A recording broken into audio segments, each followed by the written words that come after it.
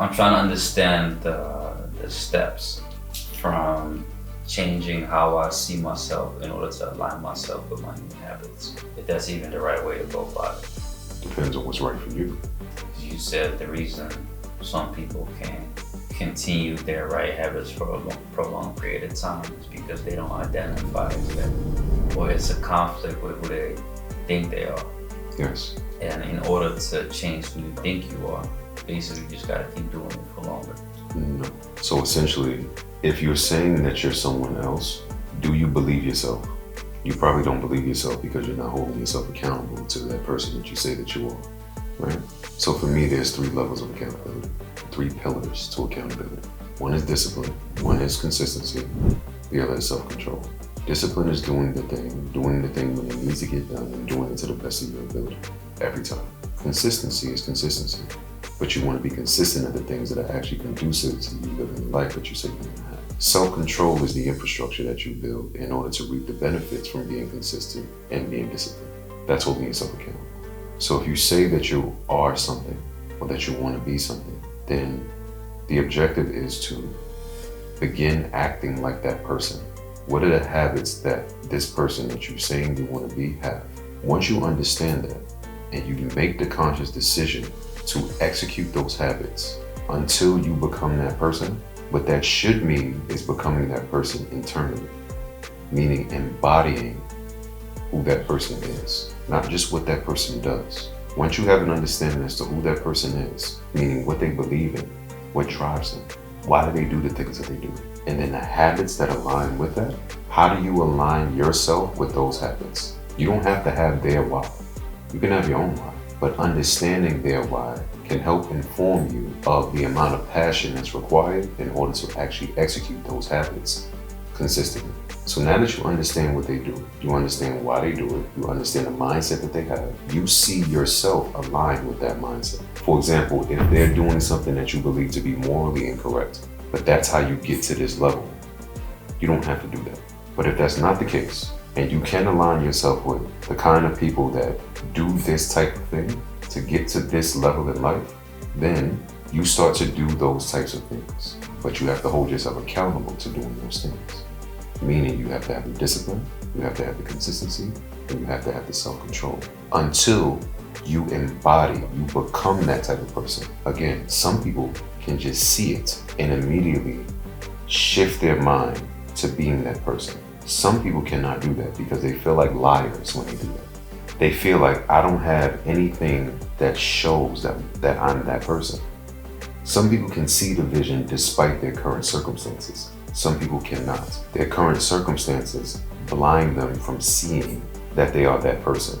They could be that person if they change their current circumstances. The current circumstances blocks them from seeing that they are that person. They need it to be real in the material world in order for it to be real in the subconscious and conscious world. Some people don't need it to be real in the material world. They can make it real consciously first.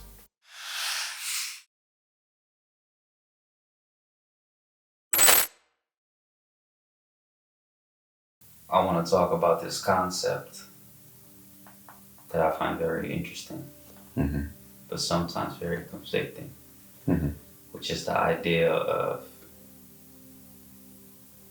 letting go of your dreams instead of like running after them. But at the same time being very chasing your dreams very aggressively and diligently.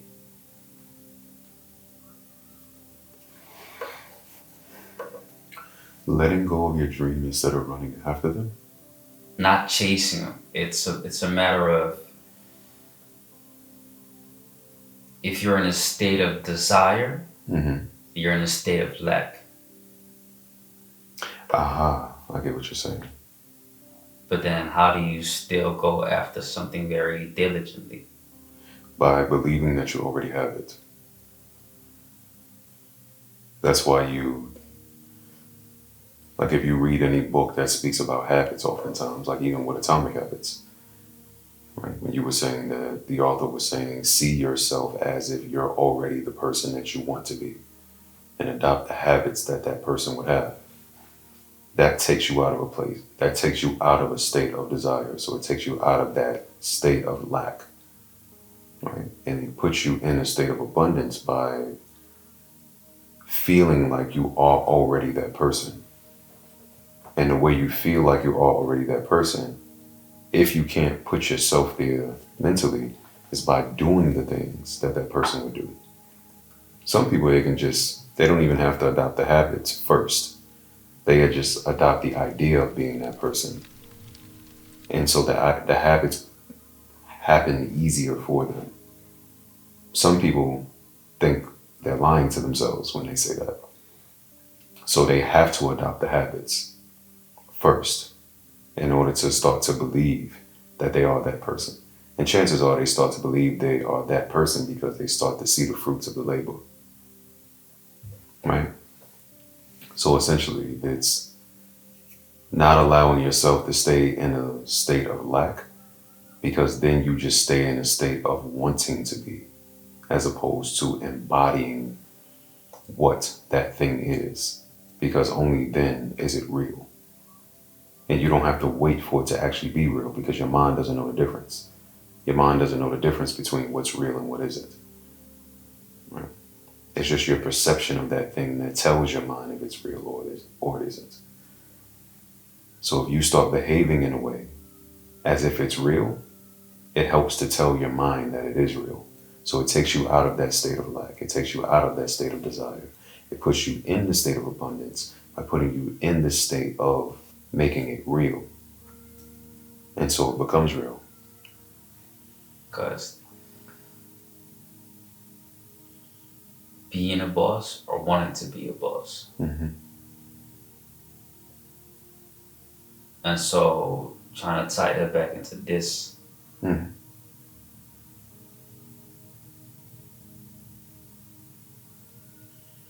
You are operating then from wanting to be a boss in a state of desire.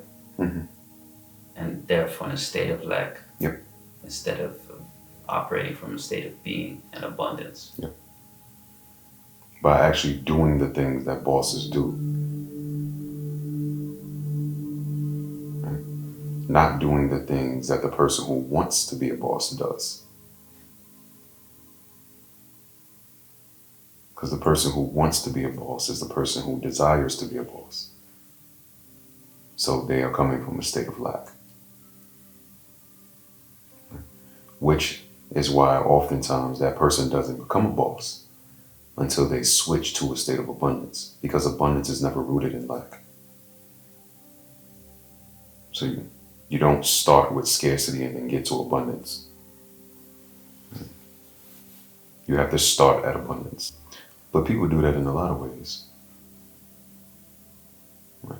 People call up real estate brokers and say they want to go visit a house that they know they can't afford, just to feel what it feels like for a person thinking that they could afford the house, to show them a house with that enthusiasm, and for them to actually be in that house as if they could afford it. They're putting themselves in that state of mind by putting themselves in that environment. When you put yourself in that environment, it becomes easier. When you go to a Rolex boutique, even though you can't afford a Rolex, you try all of the watches on that you think are nice. Right? Or all of the timepieces on that you think are nice, excuse me. Even though you know you can't afford any of them. Right? But when you're in that store, you get what it feels like to be able to afford it. Right? So that helps you to put yourself in the state of mind of a person who's actually buying it, of a person who can actually afford it. Or a simpler example is going to eat at a hotel that's expensive. Like if you work, let's say you work in corporate, your office is across the street from a very expensive hotel. You bring your lunch to work, but you eat it at the hotel. Right?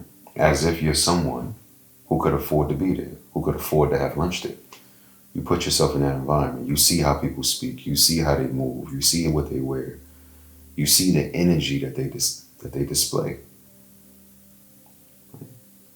So now you know what money looks like. Now you know what money feels like, right? Not the actual money, the people who have money and the aura that they have around them because they're successful in a lot of instances. Or so we think when you don't have it. And then when you actually embody what that means, you realize they are successful because they embody what success is. And that is how they attracted success. And everything else is just validation. But it's really for the other person. It's not for you. Because if you say you're successful and you don't have anything to show for it, people are going to be looking at you like, what are you talking about? But if you have everything to show for it, it validates what you're saying to the point where you don't even have to say it anymore. So the validation is not even for you, it's for them. It's like when Will Smith said, I'm already successful. I'm already rich. The money's just not in my account yet. I'm just waiting for you to see it. I'm just waiting for you to see that I'm rich.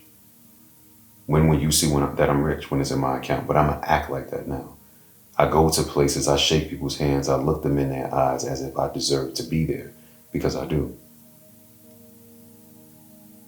Because you act like that, they believe it.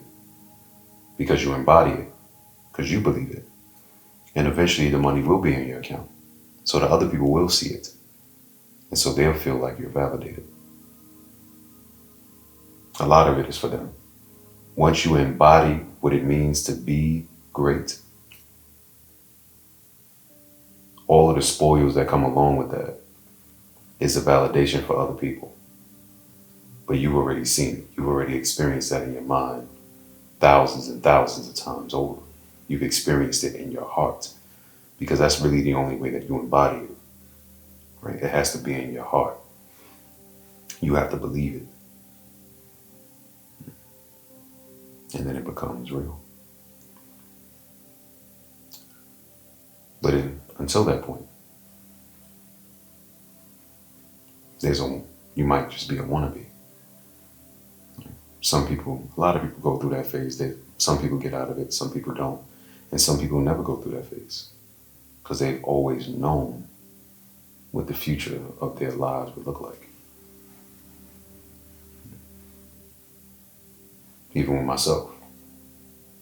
My goal, like for example, I speak to a lot of people and they tell me that their number one fear is dying alone. That's interesting because everybody dies alone. But essentially what they're saying is that they'll never find love. That was never my fear. Right? My fear was I won't reach my full potential.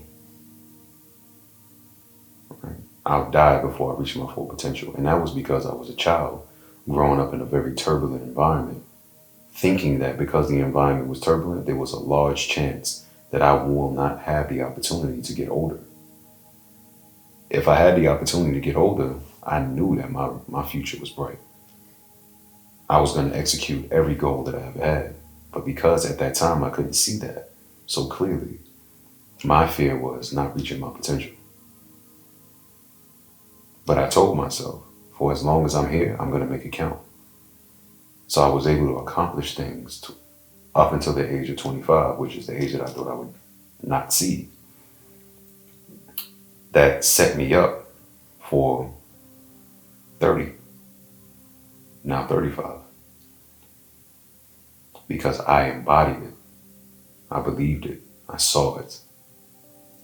And so I walked in those steps to get to where I am now.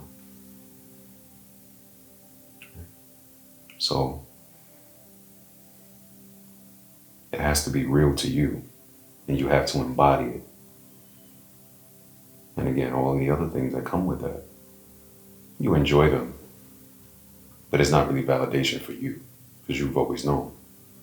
It's more about validating what you have always known to the public. Can you fill me in some more on the details of embodying greatness to make it less ambiguous?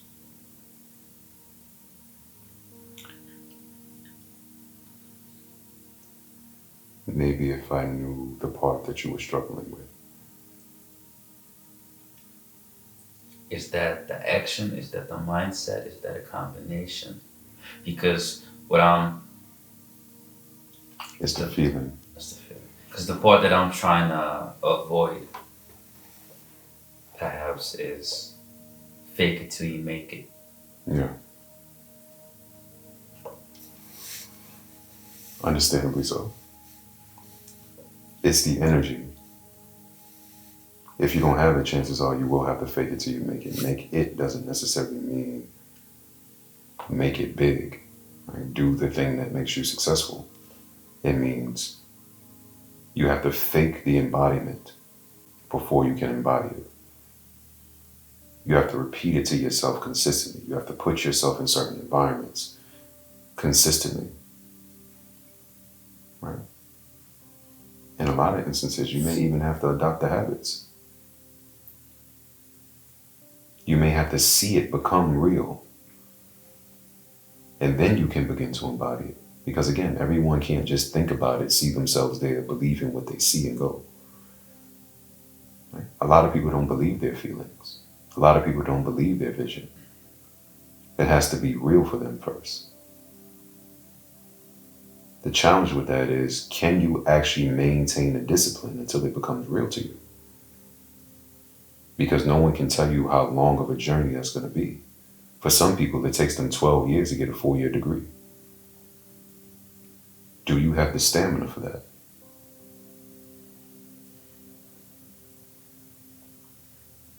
For other people, they don't need that.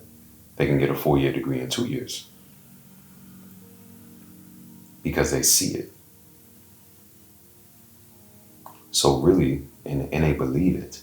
It's not just seeing it, they believe it.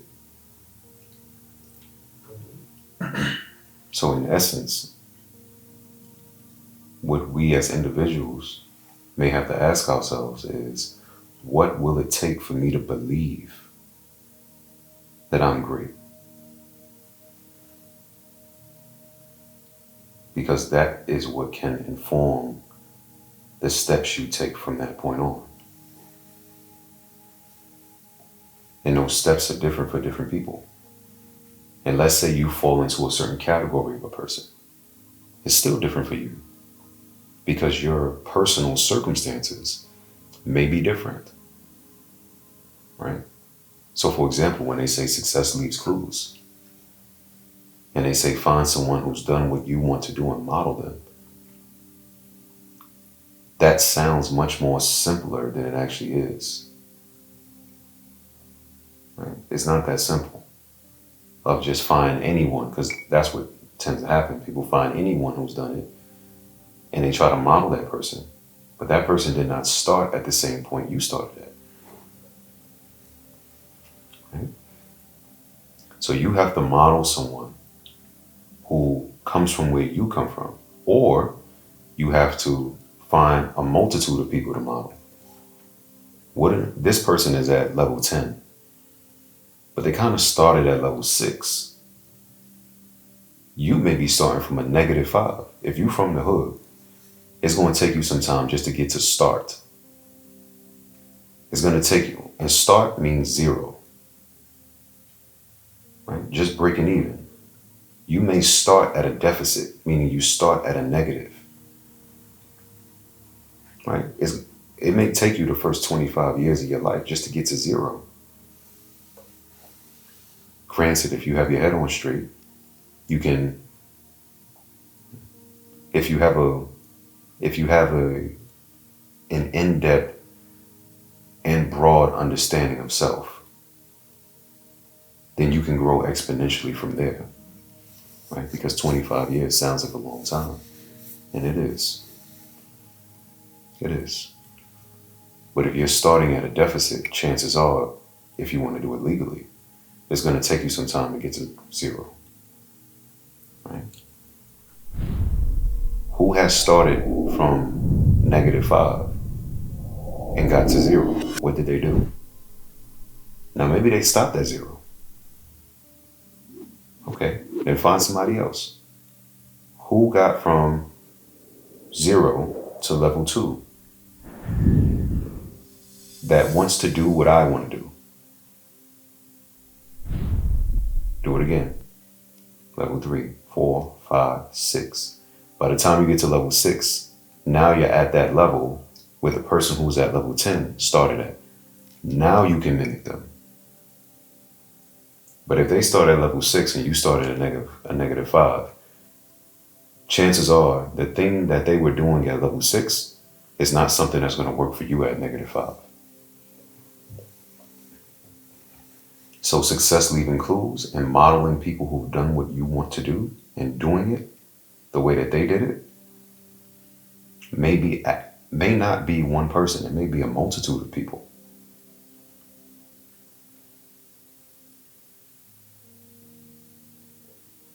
But the clues are there. You just have to reverse engineer it. Right? This is where I want to be. Who's done that? What are the steps included in this? You may not even know those steps. Chances are you won't. Right? And when you don't know what you don't know what to ask. So you don't even know how to think about this yet. That's why it's important to find the people who are at the level that you want to be at and model them. Because you don't know enough to ask the right questions yet. And if you can't ask the right questions, chances are you don't know if you're doing the right thing. So that's why it's important to follow before you become a leader. Once you become the person that you want to be, once you can embody it, now you can believe in your own vision.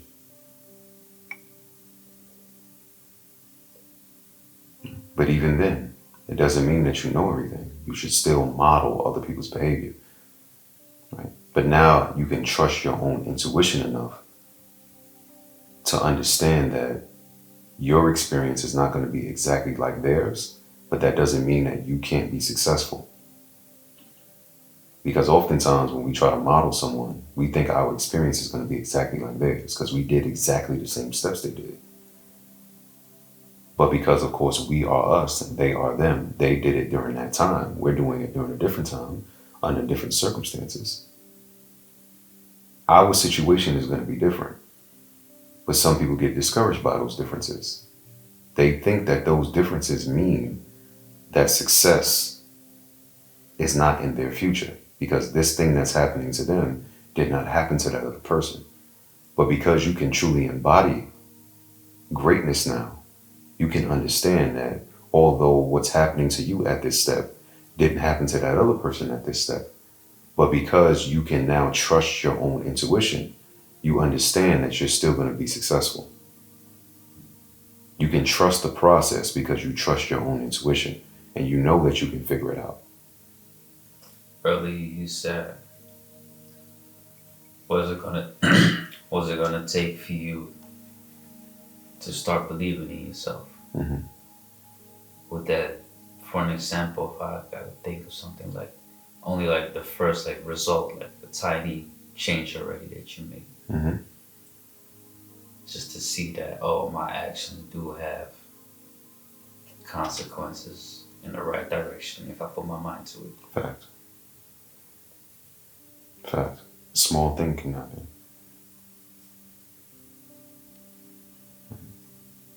And it starts with you, one of the things that you can do is start to follow through on the things you told yourself you would do. And start with one thing. You don't gotta start with everything. And it doesn't have to be a very challenging thing. Some people do that. Because they believe if they can do the challenging thing, then the easy thing is gonna be easy. Right? If they can do the challenging thing, the easy thing is gonna be easier. Right? Easier than it normally would be, is what I mean. It was already easy. But because they did the hard thing, man, the easy thing just became like, they can do that without even noticing. That doesn't work for everybody. Some people have to start with the easy thing, gain some traction, gain some momentum first, and then they can keep going. Right? You can try multiple ways and see which type of person you are. Are you the type of person that can do it the hard way? Or are you the type of person that needs to start with something simple, start with something easier? There's no right or wrong. Just get started by following through on something you told yourself you would do. I'm gonna go to bed tonight at 8 o'clock. I normally go to bed at 9. I'm gonna go to bed tonight at 8. I'm gonna do that. It doesn't matter when I wake up. Just because I went to bed an hour earlier doesn't mean that I have to wake up an hour earlier. I'm going to go to bed an hour earlier just to break the cycle of me going to bed an hour later. Right? Now, let's say the next day you wake up and you don't necessarily feel more rested. If that was the goal, then you can feel like you failed. But if that wasn't the goal, if the goal was just to break the cycle and you went to bed at 8 o'clock, you succeeded.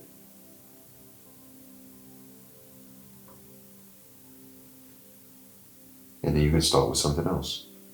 Do that for a week. Do that for a month.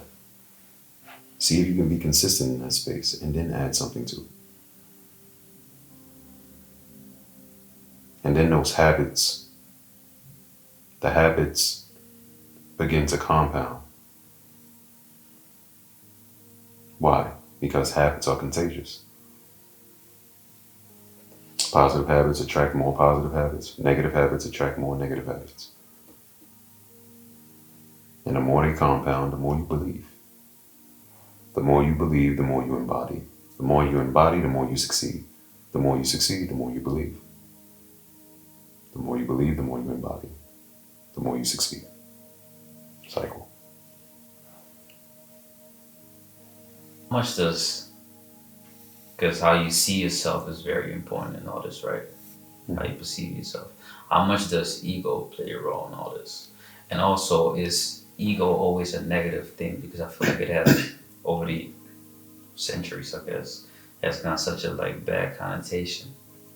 No. Ego is not a negative thing. Ego is just the same thing that tells you that you're doing good is the same thing that tells you that you're doing badly. That's ego. Right? What can become confusing is, do you believe it? Is it true? Right? Because your ego can tell you you're doing badly or you're doing great. And you can believe that you're doing great, but you're not really doing great. There's nothing really in your life that shows that you're doing great, but you believe that you're doing great because your ego has tricked you to believe that.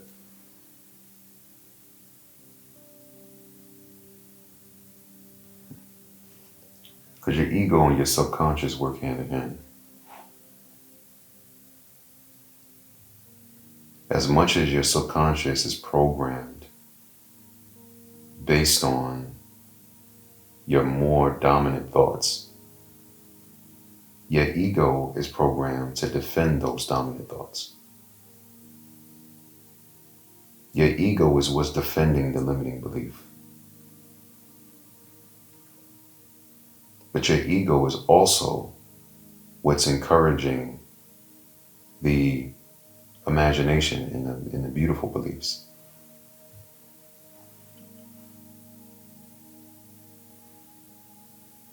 What determines which way your ego is going to behave in which situation is your trauma.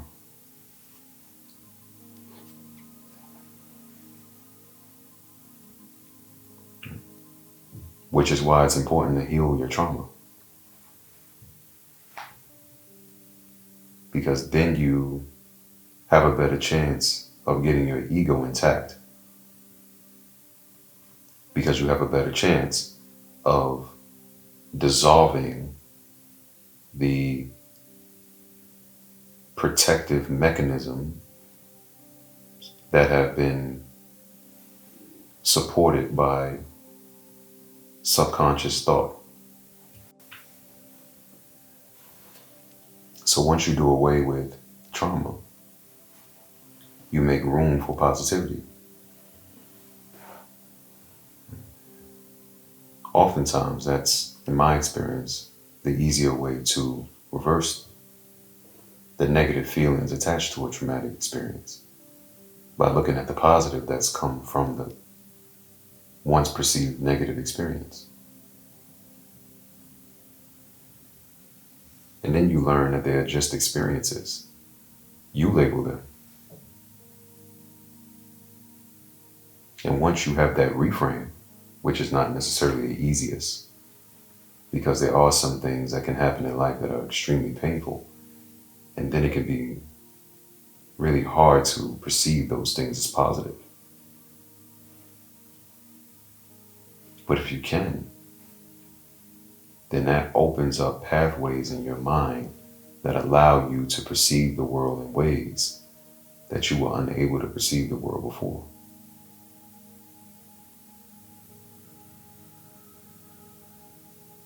Which can lead to a positive outcome in a way that you could probably not have imagined before.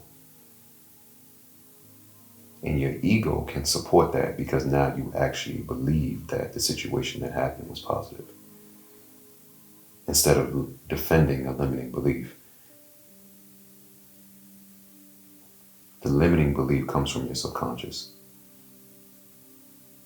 which comes from a traumatic experience or a past experience.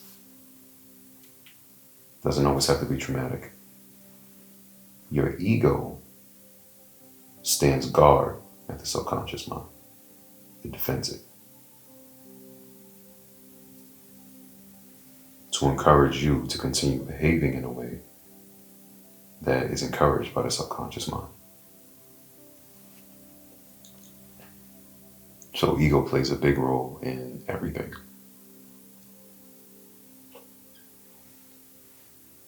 Definitely the perception of oneself, because that's where everything comes from. Ego, again, is what tells you you're doing great or you're doing poorly.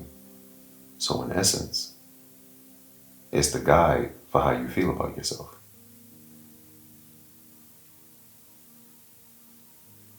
So it has everything to do with it. That's why it's important to get it under control. Because it'll have you believing something about yourself that's not true. But if you believe it, it becomes true for you.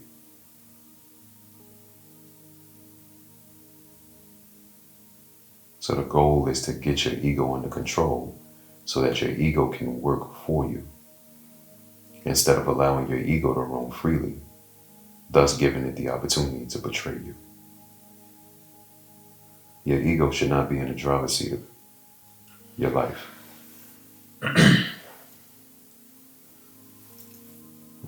If your life is a car, the ego should not be in the driver's seat.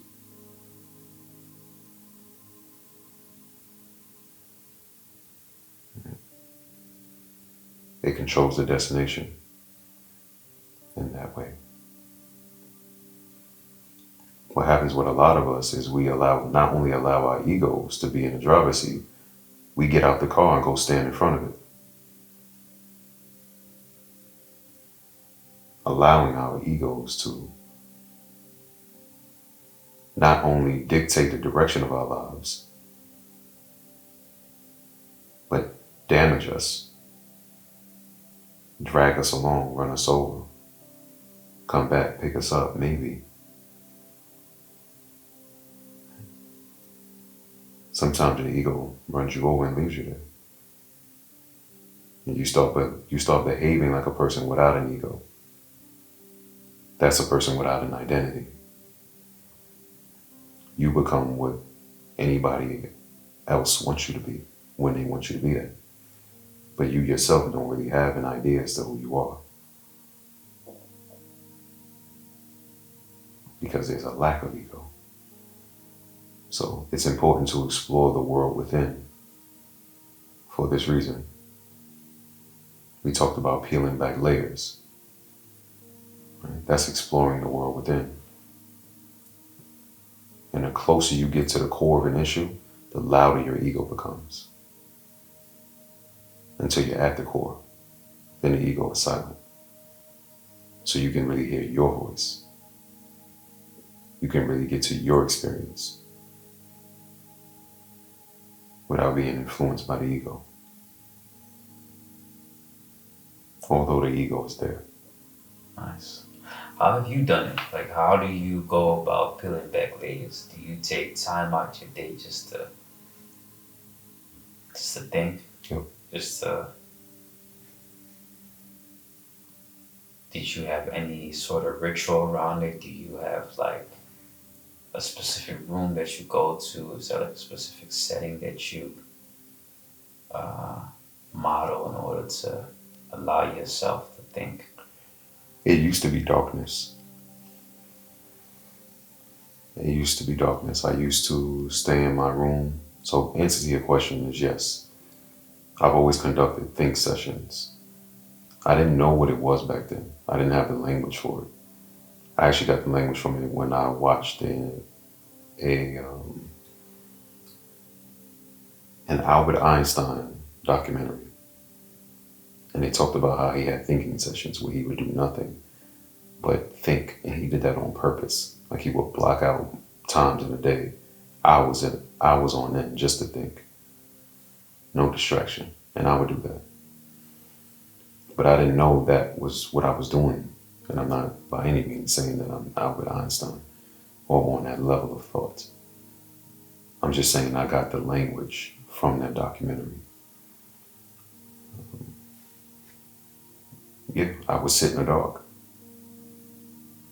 and I would just think. Oftentimes I'd be pacing back and forth. Then if I couldn't do that, or if I didn't want to do that, I would go for walks at night. I used to do that a lot. I used to go 3, 4, 5 hour walks. Take the dog and just walk 5 hours on end. I would do that at nighttime. It was something about the dark. It was something about the nighttime that blocked out the distraction. It's just you.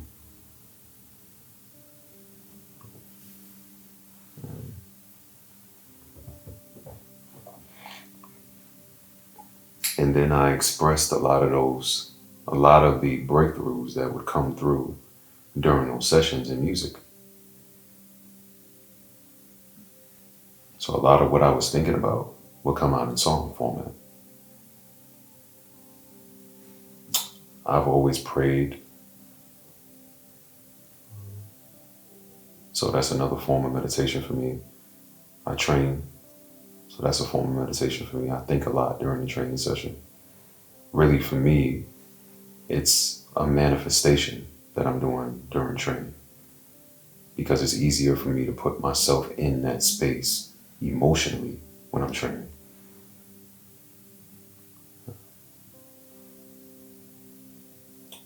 Or when I'm moving, really. And I think I knew that intuitively somehow when I was younger. But I've always allocated time to think, just to think. Not to play video games, not to go play basketball, not to none of that, just to think. I would sit in the dark just to think. I would sit in a room by myself just to think. I wouldn't journal, I would just think. Or I would go on long walks with the dog. And that would be an opportunity for me to just think. Because very rarely did I go walk with my dogs with someone. Oftentimes you see people like having like dog dates, things like that. Or, if you have multiple dogs, you grew up in a home with multiple dogs. You, your brothers, your sisters, your siblings, they will walk the dogs together. That didn't happen with me. I would always walk the dogs by myself. Because it was an opportunity for me to think. And sometimes that was the only opportunity I would get in the day. And I was an obsessive thinker. I still am, to a large extent. So when I say I was walking the dog hours on end, that's multiple times a day. Before school is an hour. In the evening is 2 hours. Sometimes I get up at 2 o'clock in the morning, go walk the dogs for another 3 hours, come back at 5 o'clock in the morning.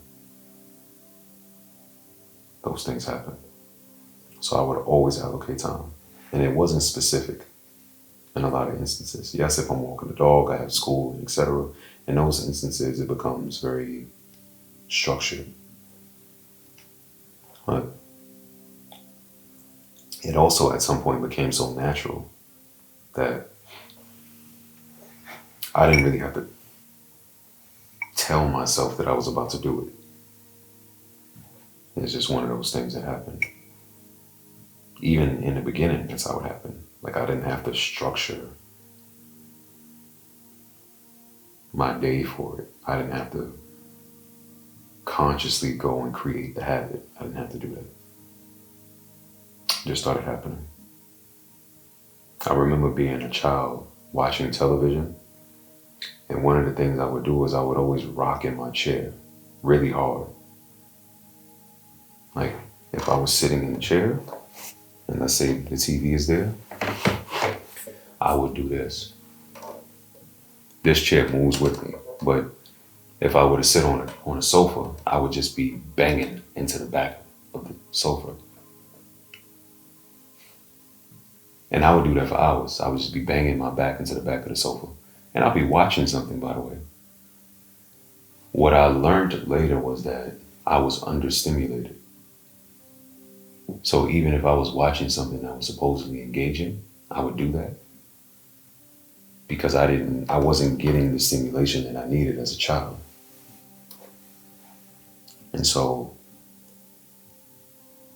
when I finally started walking and having these thought sessions, it was a relief to me because now I was able to actually do something with that energy.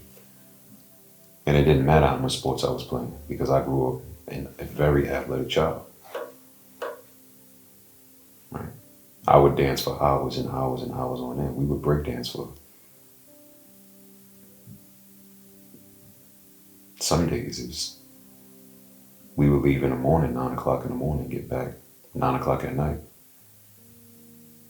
And at least half of that time was spent breakdancing. Right? Some of it is talking, taking a break, eating, whatever. But at least 4 to 5 hours was straight breakdancing. On top of that, we were working out. On top of that, playing sports. So I had a very athletic childhood. So it wasn't as if I was physically understimulated. I was mentally understimulated. So when I started having these thought sessions, it was like a breakthrough for me. And I never stopped. But it was a fluid ritual. It wasn't, I do this every day, Monday to Friday at 2 p.m., from 2 p.m. to 3 p.m. It wasn't like that. Some days now, I'll be in the house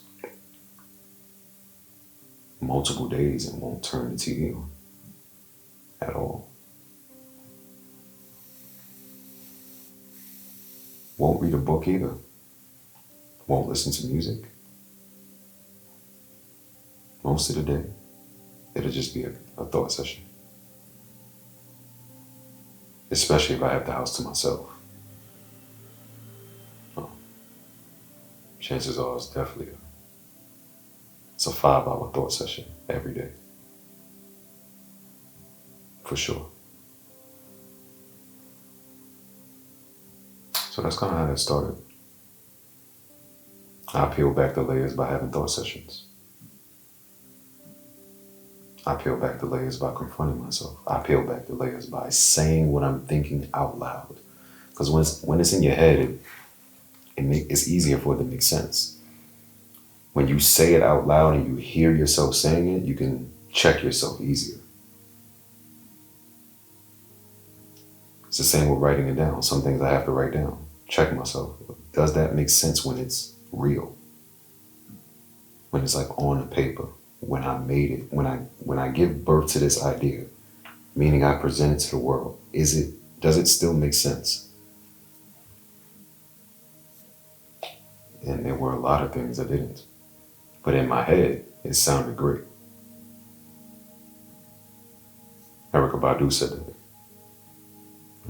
You have a thought, write it down, and shit'll get real.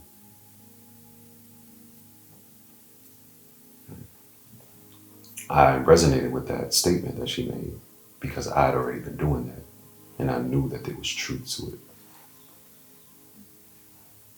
So that's how I peel back the layers. In addition to other things, I have in-depth conversations with people. I don't think you should be a coach if you don't have a coach. Therapy. For years it was music. No one knew that I did music. Right? So it was really another form of therapy because most people weren't going to hear it, if anyone. So I gave myself a lot of outlets as a child, specifically creative ones, because it allowed me to express my emotions, not just my thoughts.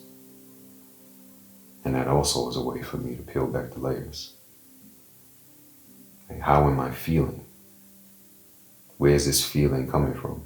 How can I express this feeling? Why is the expression of dance feeling better for this emotion? Whereas the expression of poetry feels better for this emotion. Sometimes it's the same emotion, but it's the same intensity. It's the same emotion, but it's a different intensity.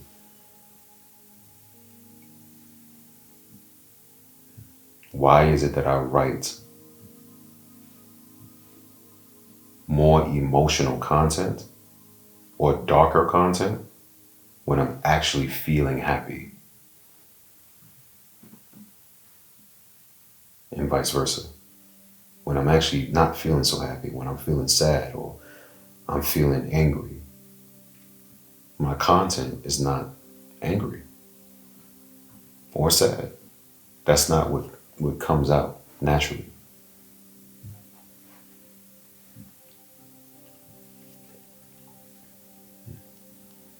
So, understanding myself came from expressing myself. And part of expressing myself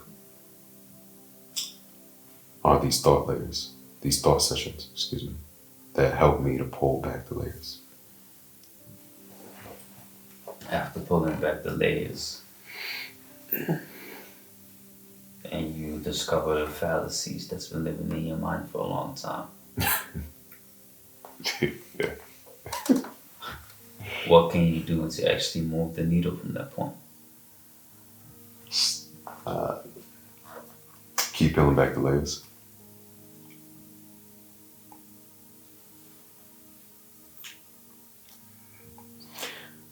A fallacy is just a symptom of something else. Right? So I lied to myself about something because I was either shameful about something else, something deeper, or guilty about something else, something deeper. So I'm looking for that thing.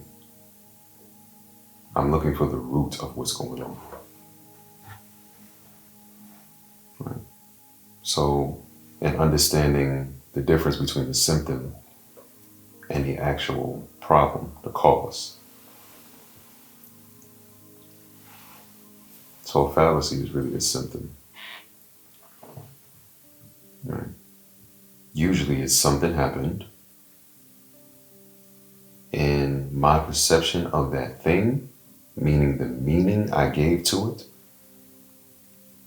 provided a ripple effect for me to either lie about something, tell myself the truth about something, start behaving differently because of the lie or because of the truth.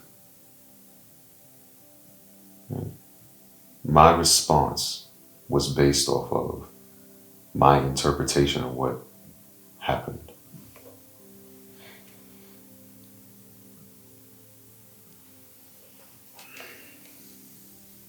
What happened? Right? And what were those ripple effects? What were the pivotal moments in those ripple effects? Right? If you skid a rock at a lake, let's say it bounces 3 times, it created 3 different fallacies or 3 different beliefs And every time it hits the water, there's a ripple. So for each one of those beliefs, there are fallacies attached to it. There's a whole group of beliefs that are attached to that event. Now in life, you have a lot of experiences all happening at the same time, right? So it's like 1,000 people at the lake skipping rocks. And you're trying to figure out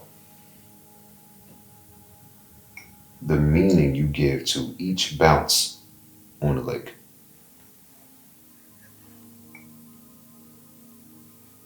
That's essentially what it's like. And each one creates a ripple effect. Right? So now you just have this movement internally. You don't understand it. And this is the process to understanding it. Understanding each one of those rocks that bounce on the water. What was that? Who threw that? Where did it fall? At what point in this lake did it bounce? Why did it bounce there? Why did that person throw it at that angle? What emotion must have been attached to that toss in order for the person to throw it at that angle? What's a real life example of this? Let's say your mother was a drug addict. What were the events that led up to my mother believing that she had to use drugs in order to cope with life? What was she trying to run from? But in order to even have that thought process, we have to consider the fact that our mothers had lives before they had us, which is a foreign concept for a lot of people, even though they know it to be true, because they don't know their mother without themselves. So you don't know your mom without your life. So it's harder for you to think of your mom having a life before you, even though you know it's true.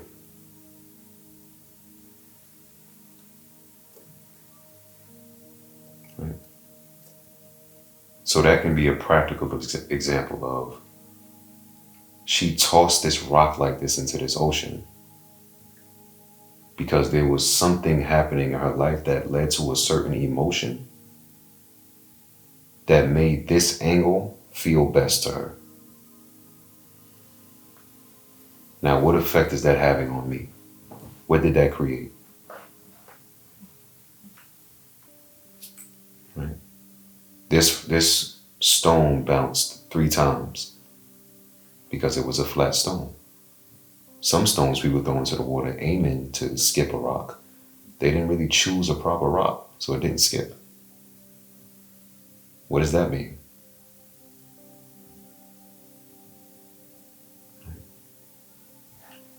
Trying to figure out all of those things, trying to understand the nuance and all of that is what the process is like. To peel back the layer.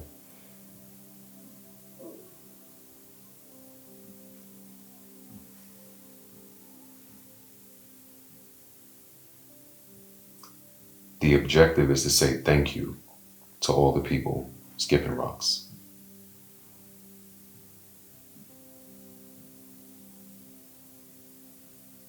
And that's what it's like. That's the process. In real life or in your head, saying thank you? Figuratively speaking and literally speaking. Some people are not here anymore. You can't really thank them in real life, quote unquote.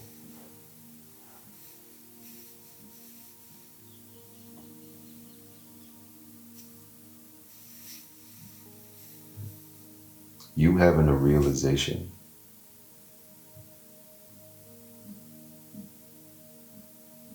and saying thank you figuratively in some instances can actually be more impactful.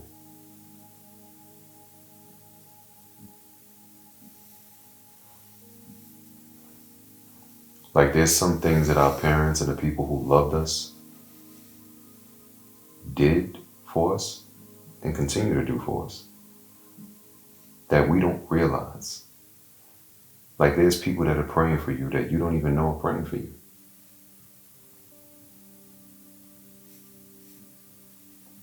Are they coming to you directly and saying it? No. That doesn't mean that it doesn't have an impact on your life. What will be the next step in process of moving the needle?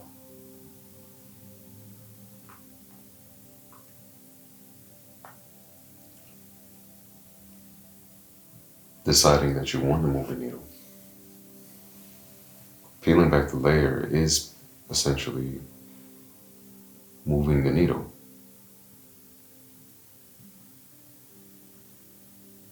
So really the decision to move the needle comes before actually peeling back the layer. That is the needle.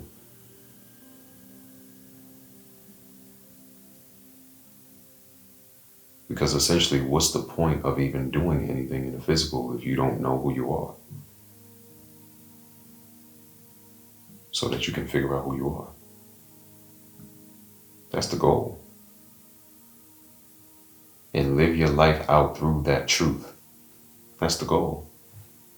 That is the needle. That's the whole point.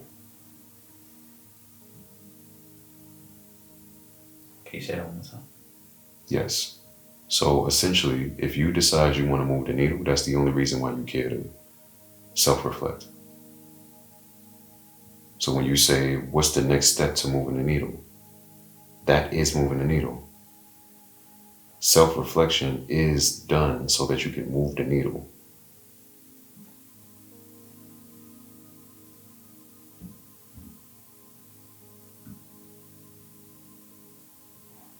You said something else about you live your life through that. Yes, you live your life out through your truth. Consciously, because you understand it. All of us have a truth. All of our truths, uniquely, individually, is what creates the truth. Universally. Is what justifies it.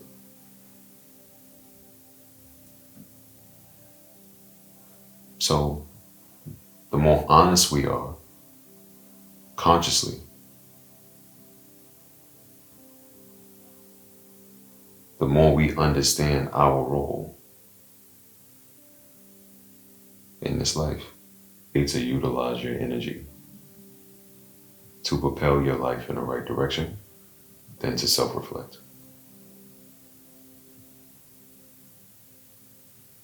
Because once you learn what you learn, you can't act like you don't know it.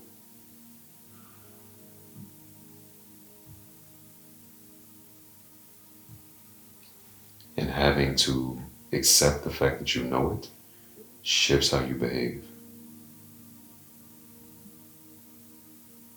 So it pushes you toward the path of truth. And then once you go toward that path and walk that path, going toward that path is peeling back the layers, right? Walking that path is actually now saying, realizing what your truth is, accepting that, and celebrating that. You celebrate that by acknowledging that, meaning doing it, not running from it anymore. Not allowing your ego to tell you that it's not worth it. Not allowing your ego to tell you that you're actually someone else, or that being someone else is more beneficial than being your true self. Now, walking in your truth, meaning living your life out through your truth, you can now actually realize your purpose. And there's nothing more important than that. So when you say move the needle, essentially you're moving the needle to get to that point. So when I say self-reflection is the needle itself, that's what I mean.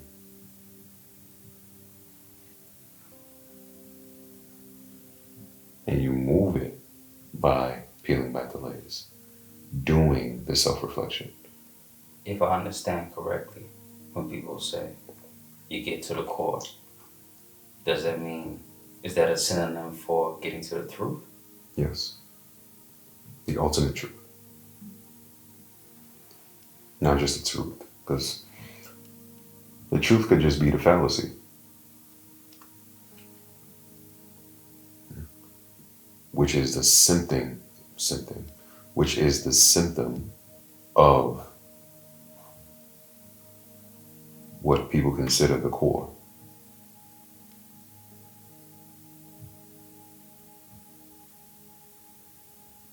So if there's an issue, if there's some pain that you're going through, there's symptoms of the pain.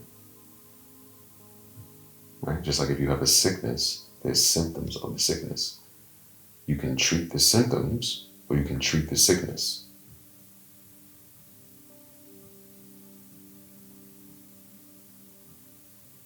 If you don't treat the sickness, then you're going to keep having the symptoms.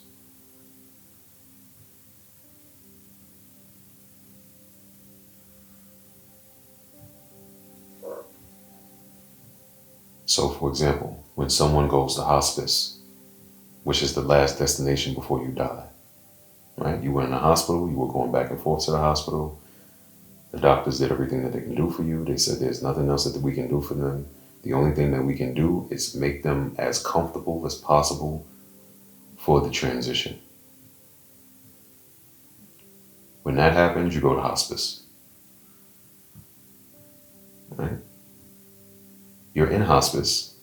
They're not treating the illness. Let's say a person has cancer, stage 4 cancer. They're not treating the cancer anymore. Right? They're alleviating the symptoms to the best of their ability. They're making it so you don't have pain from the cancer. So you don't feel the symptoms of the cancer, but the cancer is still very much there. It's killing you. Eventually the person dies. So you can treat the symptoms or you can treat the actual illness. You can either fight the cancer. I wouldn't say cure the cancer, but you can kill the cancer, defeat the cancer, and then you can move on with your life. Or you can just fight the symptoms.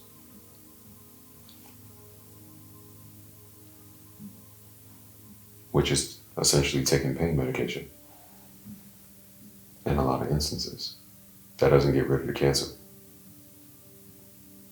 It just makes it so that you don't feel pain from the cancer. So in this instance, the core would be the cancer. You have to find the core. You have to find the cancer. Where is the cancer? What kind of cancer is it? Then you can attack the cancer. Otherwise, you're just focused on the symptoms. Someone says, my chest hurts. I want to take a Tylenol, for example. It doesn't actually battle the cancer.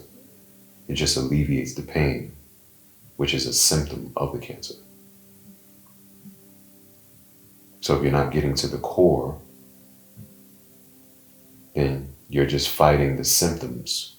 You're trying to alleviate the pain from the pain from the core issue.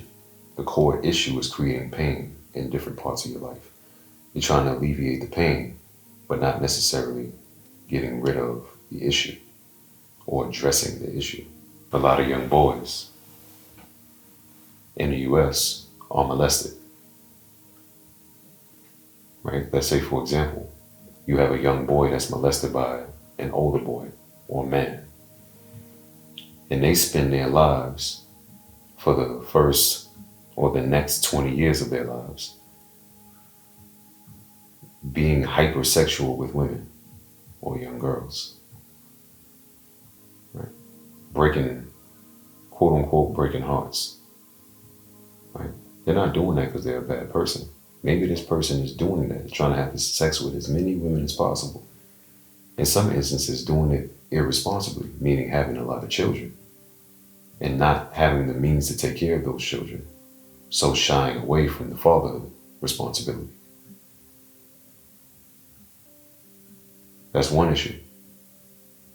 Right? That's meaning he created pain in life for other people, and thus more pain for himself, because he understands that it's his responsibility. It hurts him to not be in the lives of his children. But the reason why he was running around doing all of those things, having sex with women consistently, is perhaps because he was trying to prove to himself that he wasn't gay. Because he was molested by a man. But he didn't actually address the molestation. He just tried to alleviate the pain. The pain that came from the molestation. The confusion. The confusion of who he is. What is his sexual preference? What is his sexual identity? The pain of feeling violated. The pain of feeling overpowered. Some people, they're molested by men. Some boys, they're molested by men when they're younger. And they decide they're going to become the most dangerous men in the world. They pick up multiple disciplines in how to fight. They pick up multiple they learn how to use weapons, for example. They go to the army. They do all these different things to get tough. Right? Trying to alleviate the pain of the molestation. But they're not actually addressing the fact that they were molested. They're just trying to do away with the identity crisis that comes from the molestation. So this is what people mean when they say getting to the core of something. And this example would be dealing with the fact that you were molested.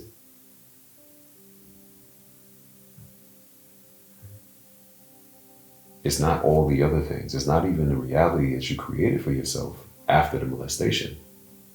That's secondary. That's not the root. The root or the core is the fact that you were molested. And addressing that, and that specifically.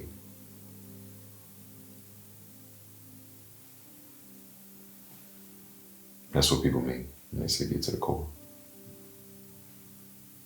Get to the root of the issue. And then you gotta live your life through that truth. Yes. Another interesting. That's not the truth, though. That's not your identity. That's something that happened to you. That's part of your truth. That's not all of your truth. But it can become so hurtful to a person that it feels like it's all of their truth. Because now they begin to subconsciously identify themselves as a victim. And they don't want to be victims.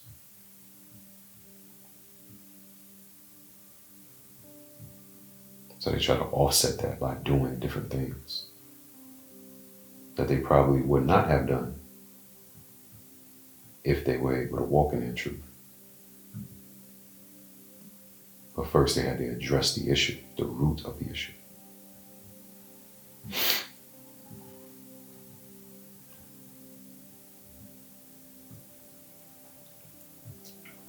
So from there on, you get to the ultimate truth. That is the pathway toward the ultimate truth, yes. So I read in the book, Way of the Superior Man, that you want to live your life through your purpose. Yes. What does that entail then? That entails this finding this pathway of truth and choosing to walk on it.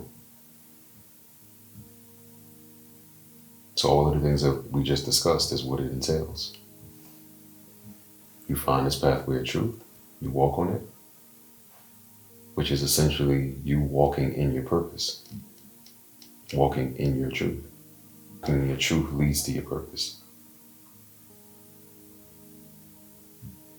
It leads to you walking in your purpose. Because you can walk in your truth and not know what your purpose is. It's happening. You're walking in your purpose, but you're not doing it consciously. So when a person says they're living out their lives through their purpose, they're conscious of what their purpose is, right? Because on the grander scale of things, we're all living out our lives and our purpose. Everyone. You can't escape your purpose on a spiritual level, right? So even though you may not be conscious of what your purpose is right now, you're walking in your purpose. This is all a part of the process for you to either realize your purpose and execute it consciously, or continue to walk in your purpose subconsciously. And being in or walking subconsciously is probably a part of that purpose, which you came here to experience. You came here to experience a way of living that was subconscious, predominantly, without you even trying to tap into it or change it in any shape, form, or fashion. Because we all live subconsciously. Subconscious is what controls 95% of our actions. But some people don't know that. Some people don't have an awareness of the subconscious mind. And so they never try to change it. They never try to take control of it consciously. Their whole experience is subconscious. Their whole human experience is subconscious.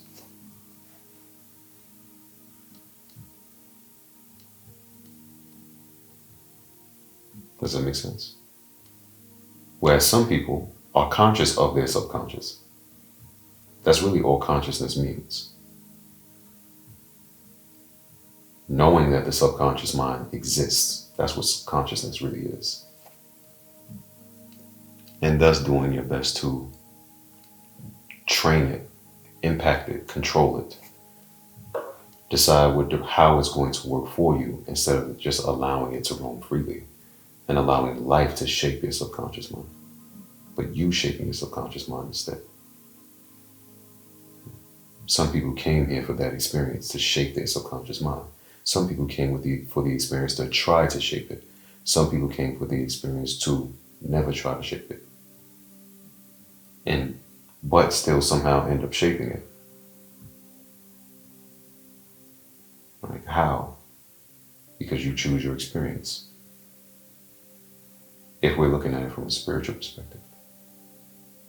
If you come from source energy, infinite intelligence, then you're all-knowing. Because in that realm, time doesn't exist. Past, present, and future is all one thing. That's why you're all-knowing. So if you're all-knowing, then you know you can potentially decide what kind of human experience you want to have. Thus, you choose your parents. That's where that concept comes from. Everyone doesn't believe this, by the way, and it's okay. But if we're speaking on that, if we're speaking from that perspective, then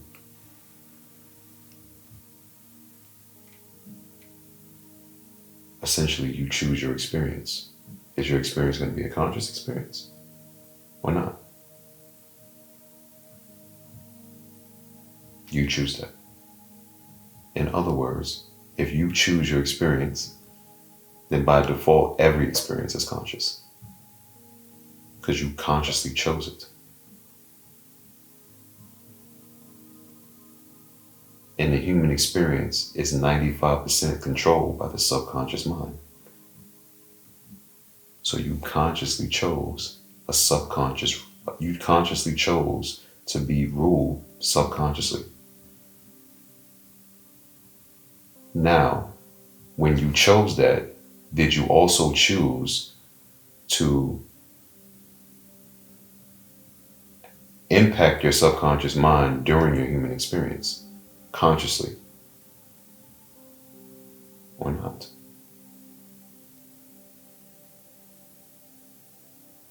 Can you repeat that sentence? Yes. In choosing your human experience, did you decide you wanted to be the type of human that tries to impact their subconscious mind consciously or not? And if you did choose to be the type of human that tries to do that, or did you choose to be the type of human that succeeds at doing it or not? Understand correctly. By knowing your truth, your ultimate truth. Mm-hmm. And you are already aligned as a human subconsciously by your purpose. Mm-hmm. Putting that subconscious to the conscious, living your life through that. You are living through your purpose.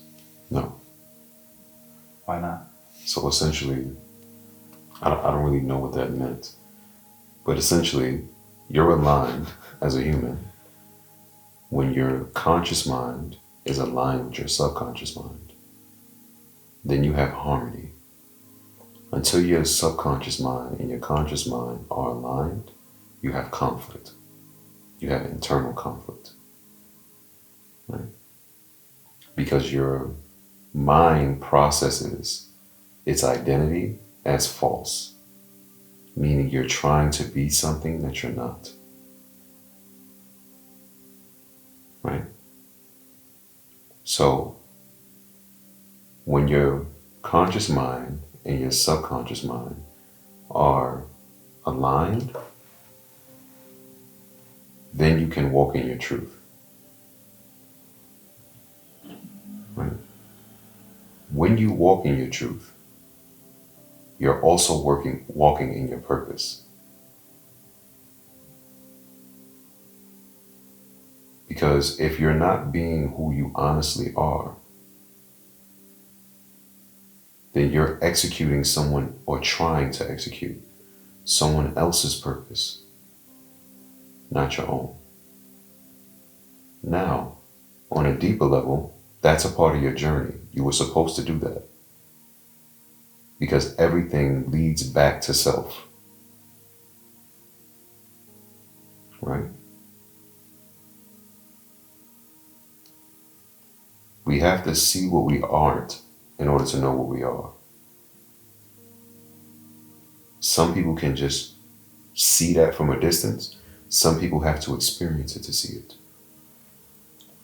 On some level, we all do both.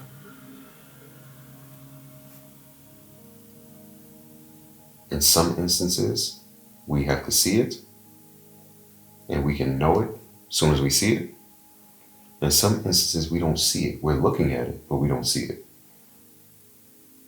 We have to try to do it, then we see it.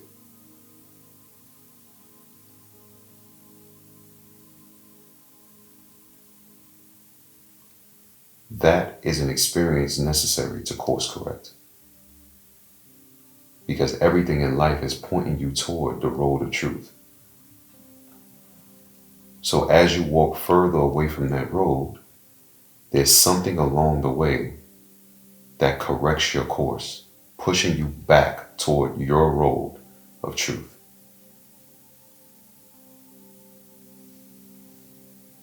Once you find that road, and you accept it, meaning you choose to walk onto that road, you are now walking in your purpose. You may not know it yet. You may not know what your purpose is yet, but you're walking in it.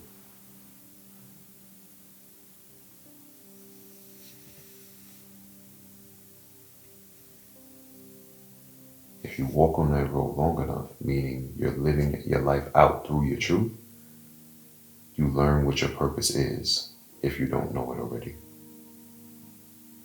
Some people know what their purpose is, but they deny it. The goal is to eventually get back to that road of truth, walk on it.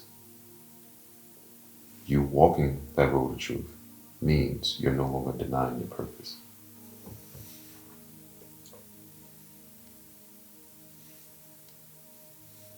So to answer your question, for some people, the road of truth comes first. Then they know their purpose. For other people, they understand their purpose first. but they deny the road of truth, meaning living their lives out through their purpose. They are, they are or they aren't. Are not. They know what their purpose is, but they don't live their lives out through that. For example, you have a lot of people who understand how powerful they are, or at least think they do. Because you don't really understand it until you walk in your truth. But you have some people that they can see a glimpse of it, and it scares them, so they don't do it. They deny it. And no one can completely deny it. Because it's who you are. But you can definitely dim your light. You can definitely play life at a very small level. So they do that.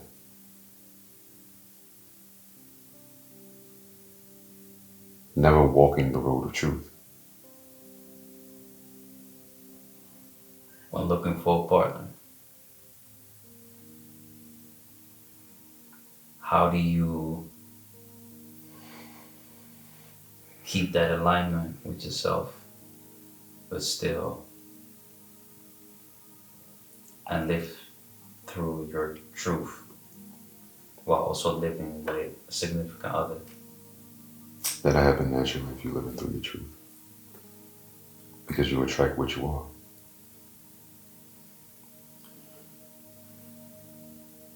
So if you're living through your truth, you attract people who live through theirs.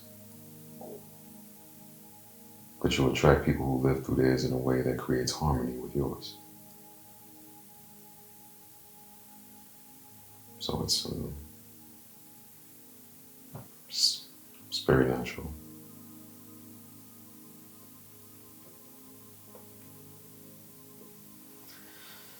And peeling back the layer and getting to that ultimate truth, is that like not a one-time process, but is that a singular process, or is that something, does that core truth ever change?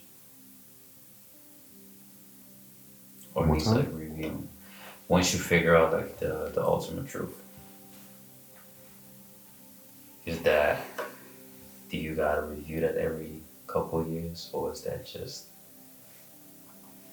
the ultimate truth in context of what we were talking about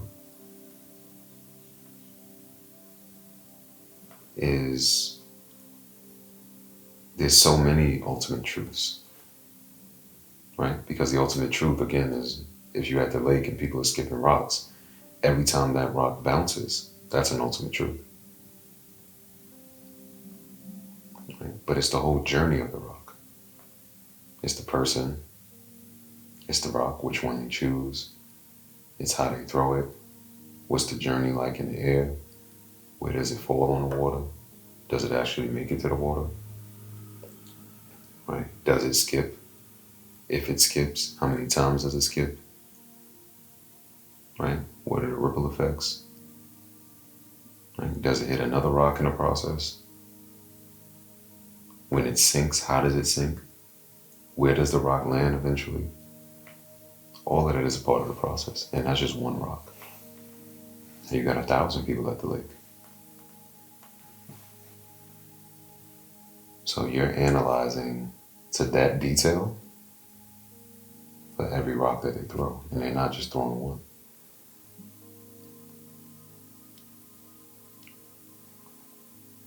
So the ultimate truth, there's an ultimate truth in every stage of that process. What's the ultimate truth of the person and the emotion that they feel when they're throwing a rock? Then you can break it down further. What was the experience of the rock? How did the rock become flat enough for them to skip it on the water?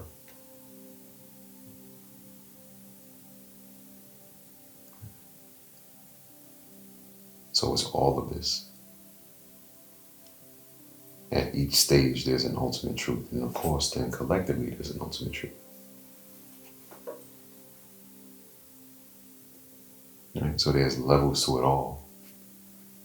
So when you say the ultimate truth, there isn't one ultimate truth, right? Of course, at some level there is, because you have all of these moments when you have, okay, what's the ultimate truth of that moment? And all of them collectively make up this one truth. Yes, that is true.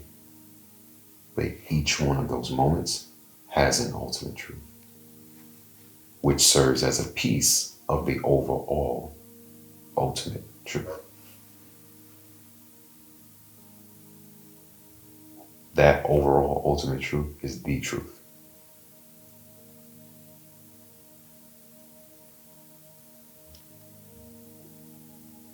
So you gotta keep revisiting that. No, you can find the ultimate truth of this moment, but that's just this moment. Right.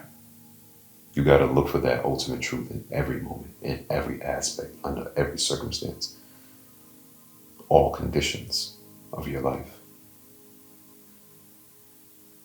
That's when it's the truth.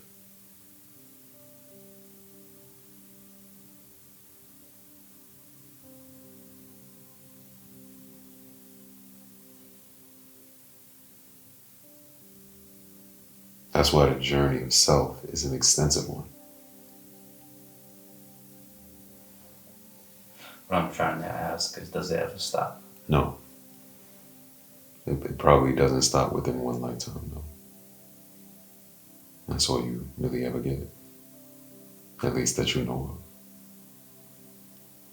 So no, it doesn't stop.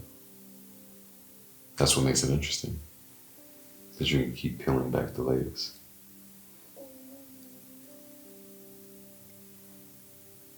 So no, the work is never done. Because once you peel back a layer, get to the core of this layer, whatever issue is at this layer, or issues that are at this layer, you take those learnings and you apply them to your life while you peel back the next layer. This creates more experiences that lead to more truths.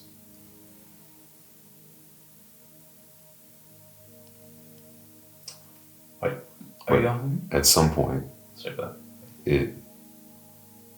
it all aligns. You realize, okay, this is connected to this is connected to that. Okay, this is really just one chunk. And then you can start moving faster through it. But you will come up against something else that is worthy of thinking about. Because you don't, it's another layer you have to peel back. You don't quite get it yet. Which is part of the reason I think why people say the more they learn, the more they realize they don't know.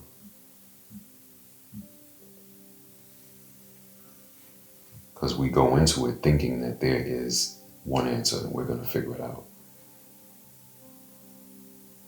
We don't realize how much of a complex experience it is until you start learning things. In the beginning, you feel like you're getting closer to figuring it out. And the more you figure out, it almost starts to feel like, at some point at least, you're getting further from understanding it all. But in the beginning, you didn't know that. You thought that it was much simpler than it actually is. So you thought, I'm going to do these few things and I'm going to have it. And the more you learn, the more you realize how complex it is. And the more you realize how complex it is, the more you realize you don't know. The more you realize you don't know, the more you humble yourself. It sounds like a very time-consuming process. Well, what else would you be doing? Exactly.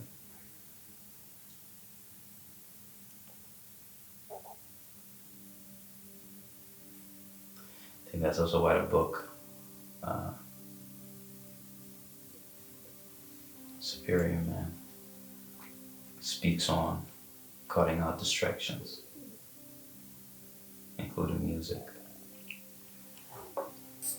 just to really hone in on your voice Yes. as speaking to you. Yes.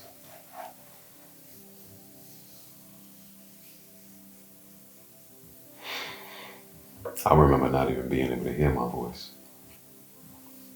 I remember praying in a different voice. I had to pray out loud to hear my voice and praying in my voice. Because if I prayed like in my mind, it was a different voice. It wasn't my voice.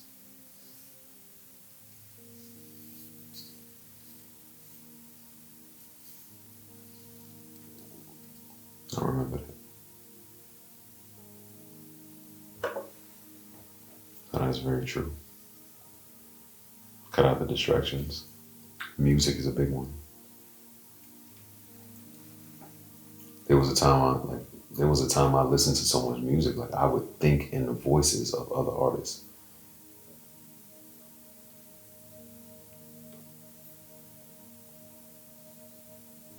That's how like engulfed in the music I was. Like it's like their voices were constantly in my mind. So you definitely got to cut out distractions to hear your voice. You also have to be willing to understand that your voice is just as powerful in the world, but mainly more powerful in your world.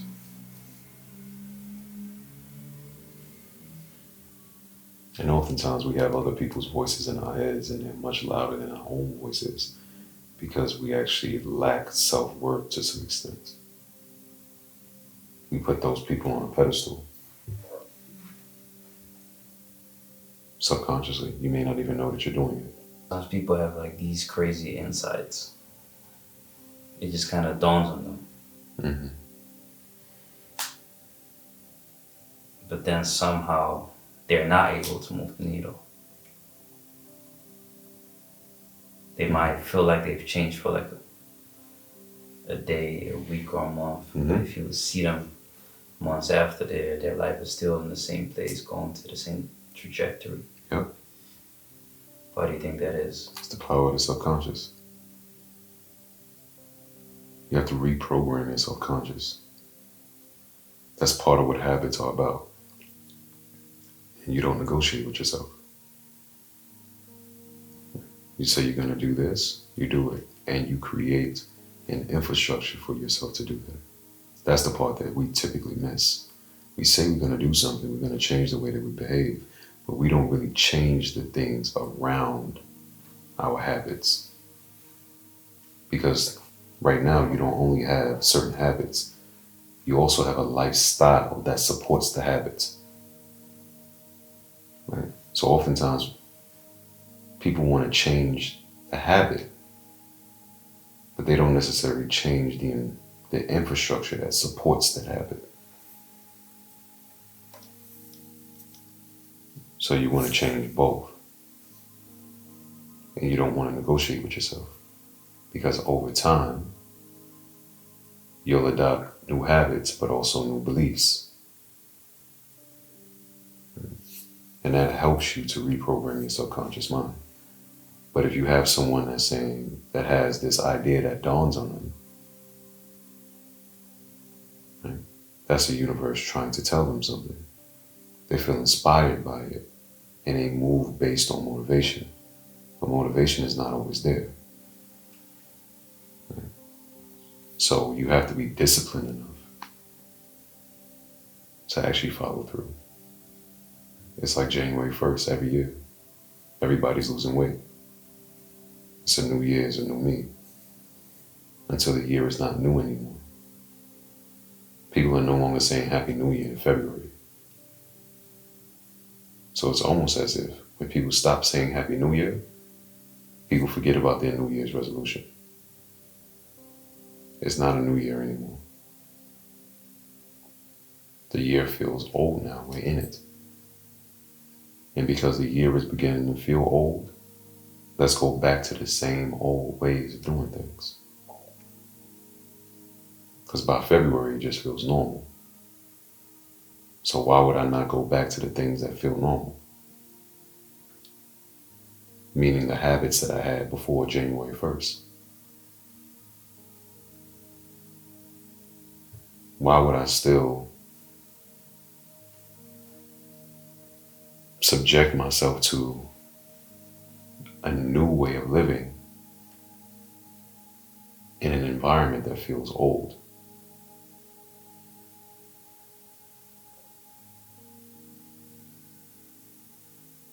So you support these new habits by creating an infrastructure that supports these new habits. And then you have more of an opportunity to actually see them through. And the more you see them through, over time, the more you'll be able to see a visible change in your life.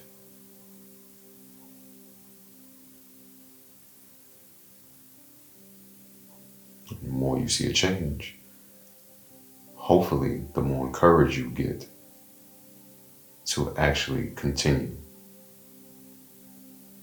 That's an ideal situation. Oftentimes how it happens is New Year's come around, people say they want to lose weight for whatever reason, right? They get disturbed, right? They get uncomfortable, they get offended, they get bothered, right? They start to do this new thing, right? In doing it, they gain some momentum. Usually it only takes once or twice to start gaining some momentum. Now you want to keep doing it, right? So they go to the gym, they start meal prepping, they start going to bed on time, great. Now they have some momentum, right? They start losing weight. They feel excited about that. They get even more momentum now. Because now there's passion attached to it, there's an emotion attached to it, right? It's not just a thought, you can see results. That brings about an emotional reaction. So now that dopamine hit makes you want to continue going, right? Great. Now you hit your target, right? And even this is kind of ideal because if you stop working out February 2nd, you're probably not going to hit your target, right? But we already talked about why people stop exercising February 2nd. It's because it's not a new year anymore, right? So they fall off. But there's some that keep going, right? They keep going. They actually get to their target. They hit it. But they don't maintain it. Because when you hit your target, for a lot of people, what happens is they lose motivation because they're not bothered anymore. They're not disturbed anymore. They're not offended. They're not uncomfortable. They hit the target. They made it. They did it. There's nothing there that's disturbing them now. So what happens? They stop doing the actual thing that led to them hitting their target. So they fall back down to where they were initially. So the whole beginning of the year, they stayed in the gym. They stayed in the gym. Summer came, they actually were able to fit into that outfit they wanted. Oh, it was over then. They stayed in the gym. Because summer's here. You gotta be popping over the summertime. But then September came. And from September to December, they gained all the way back.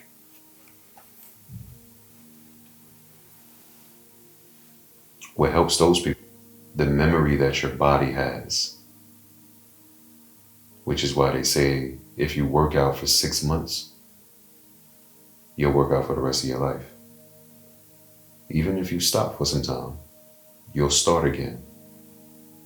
Because you will have the both physical and mental and emotional. So you have all three, not just two. You'll have the mental, emotional, and physical urge that compels you to get back to the gym. That's the benefit for the people who actually go for 6 months, 8 months, and see progress.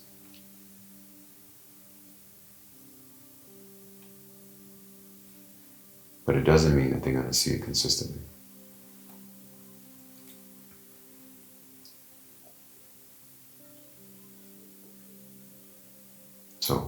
If you're going to change a habit, create the infrastructure that supports the change. So, in this example, when September comes, it doesn't matter because you've created infrastructure that supports you going to the gym. So you keep going to the gym. But if it was just willpower the whole time, that's only going to last but so long. So you want to put yourself in position to not have to use willpower. That's creating the infrastructure. And then you don't want to negotiate with yourself. That's the discipline. So because they only have one insight and they didn't go back further into peeling back layers, that the motivation and transformation was short-lived.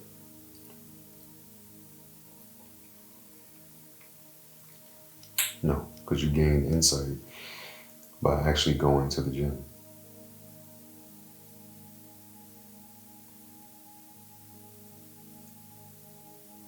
Because 80% of the hard work is just getting there.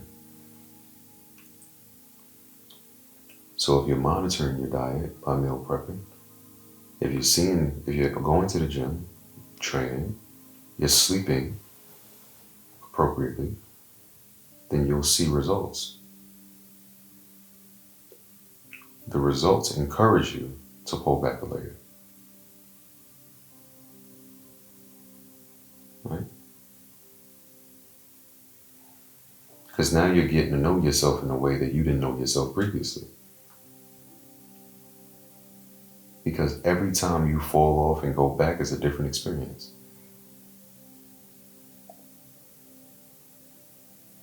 One, you're older.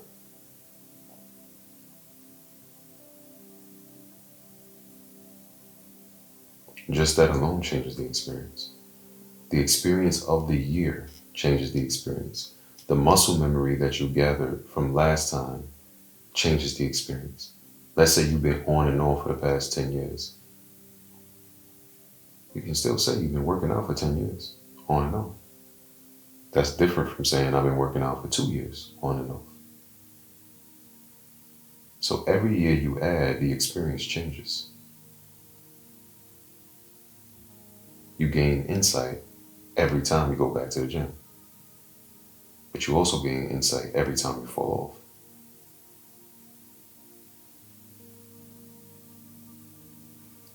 And you gain insight the longer you stay in the gym.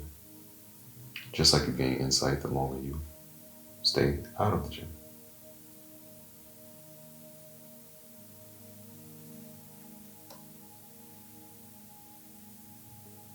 So in this instance, you peel back the layers by going to the gym. I'm just trying to see back to my own experiences. Why I've adopted new habits and seeing results, but somehow still fell back into my old habits. Mm-hmm. It's almost like I was trying to fight for some reason I felt like seeing the results still, it didn't decrease the magnetic pull of the bad habit. No, it doesn't. If anything, it increases it sometimes. Right, that's kind of what it felt like. Yeah. Because it's inconsistent with your identity. You didn't identify as the person that would do those things and get to a different level in your life. So because you didn't identify as that person, the more you were acting like that person, the more it was a conflict within you. The more it was like an identity crisis. So you eventually went back to the person that you identified as. That's why it all comes back to how you see yourself. That's why it all comes back to embodying how you see yourself. There has to be an emotional attachment to it, because at the end of the day, we make decisions based on emotion.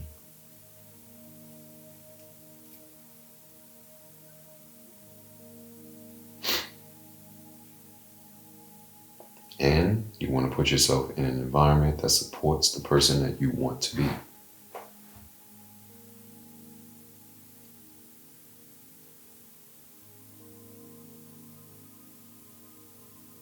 But the only way you actually become that person is by becoming that person, not wanting to become that person, not wanting to be that, but actually embodying that. Because you can stay stuck in the wannabe phase. Of course, you have to have the desire, but that's a short-lived phase. You have to eventually become it. And that sounds confusing. So essentially it's,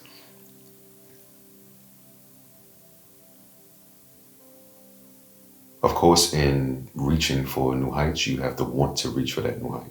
You have to want whatever is at that new height, right?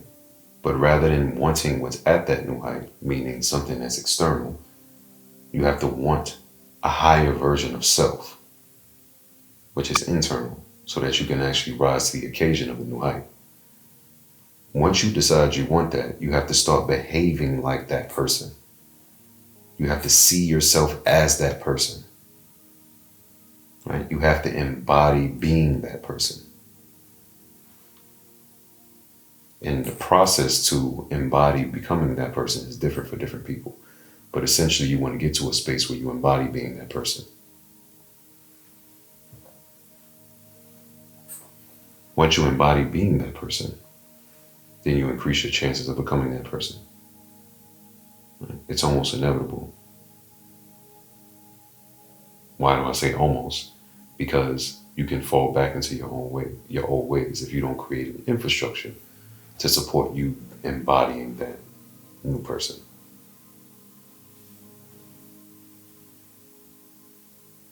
So you have to stay consistent. You have to stand guard at the gate of your life.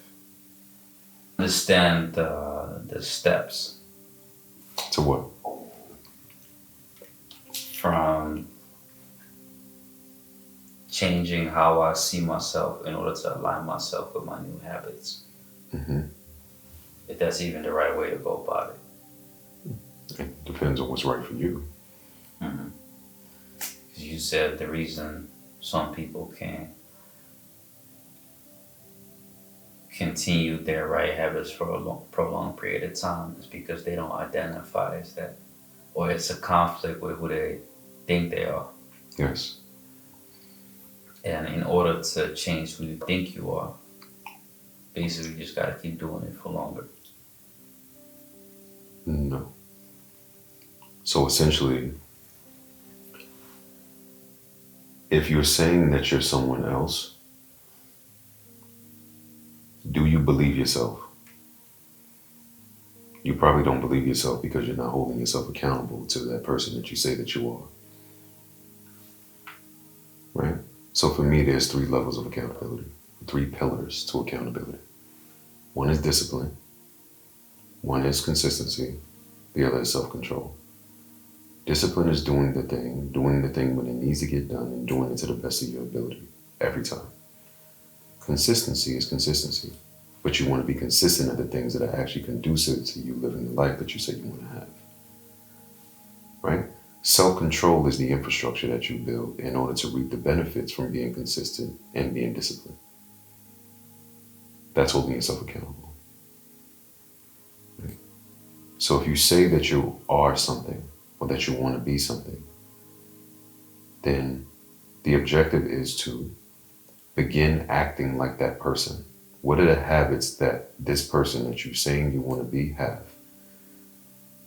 Right? Once you understand that and you make the conscious decision to execute those habits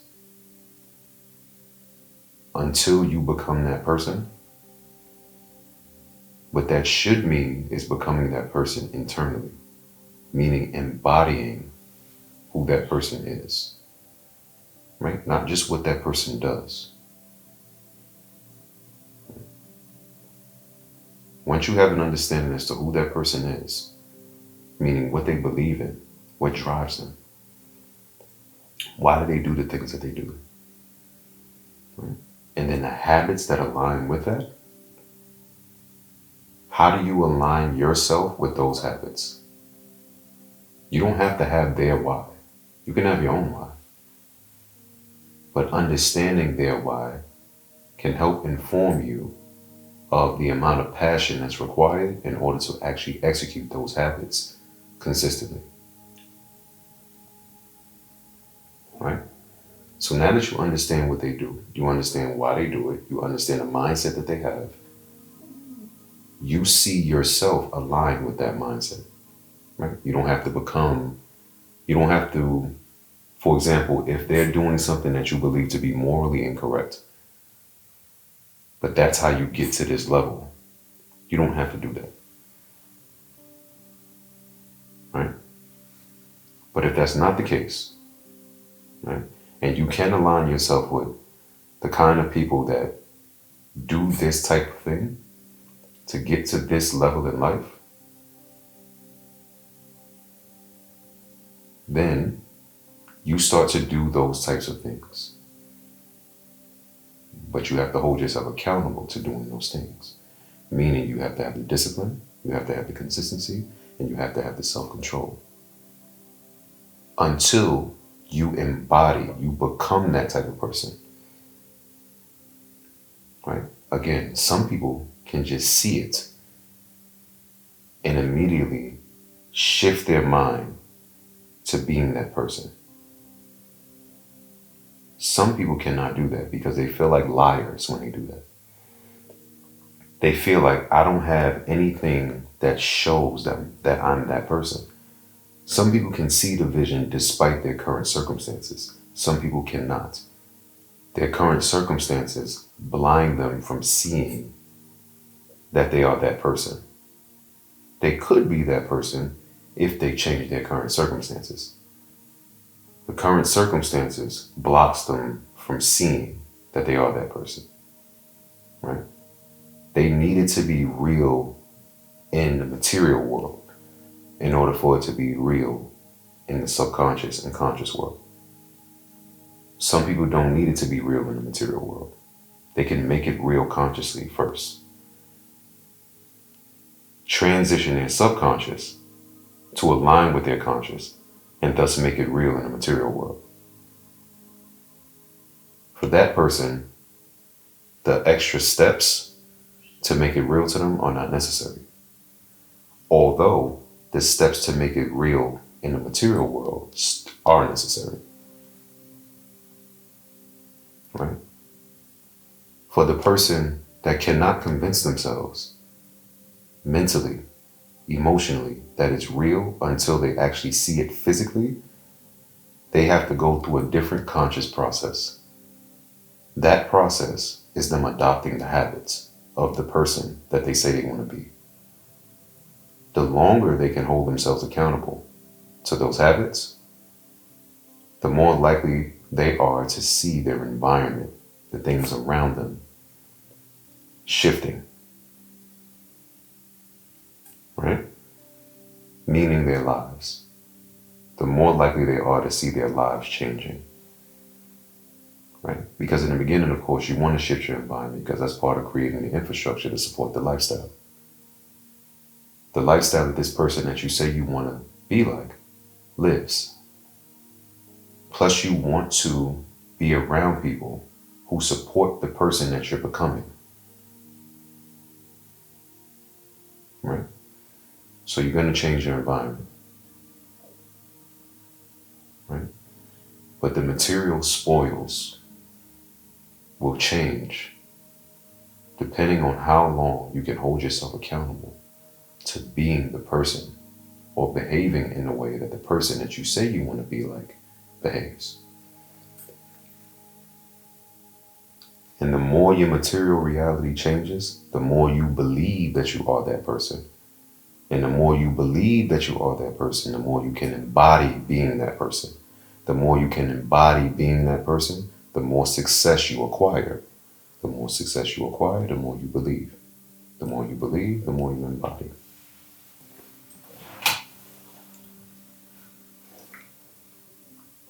Those are the steps. And so you move according to these three pillars. Hmm? And the steps are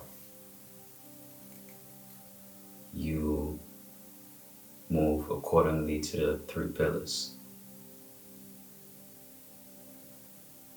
The three pillars are not steps. The three pillars are the components of accountability. They exist at every step. So they're not the steps themselves. They're what help you maintain getting to the next level. Maintain the process that's required to get to the next level. But they're not the steps themselves.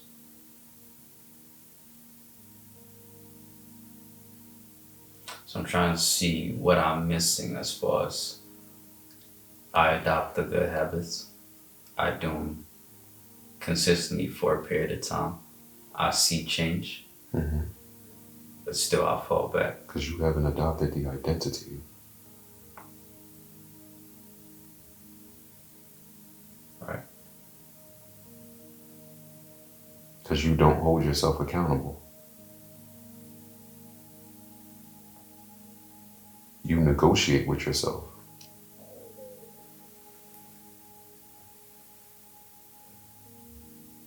So the subconscious mind does not shift. So you go back to the old way of doing things.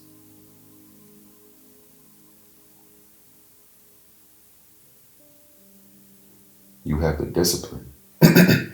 You have the consistency. You don't have the self-control.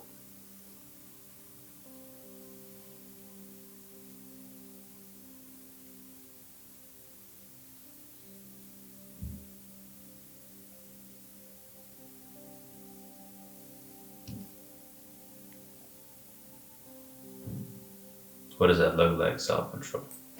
It looks like creating the infrastructure to support the habits that you say you want to have, that you say you want to adopt.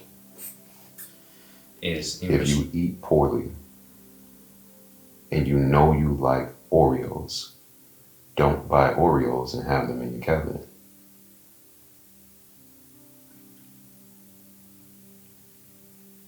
Because you may not have the willpower not to eat the Oreo.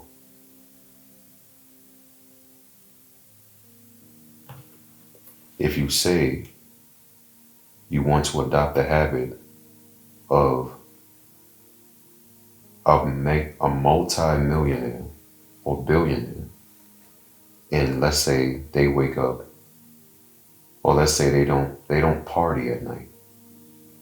Let's say at night there's a bunch of, like, for example, we all grew up and we heard this saying that there's nothing outside good for you after 12 a.m. Right? A lot of the people who are uber successful, they're sleeping already. In the States, a lot of those people wake up at 3 p.m. 3 a.m. Right? So if you're waking up at 3 a.m. to watch the news, where they speak about stocks specifically, they speak about business specifically, there's a detailed business analysis broadcasting that is being done at 3 a.m. in the morning. You want to make sure you catch it. You're probably not going to be outside at 12 a.m. You're going to be asleep at 12 a.m. because you know you have to get up at 3 a.m. But you're also not going to be outside at 10 a.m. 10 p.m. quite possibly. You're probably going to go to bed around 8, 9, so that you can wake up at 3 and be rested. right?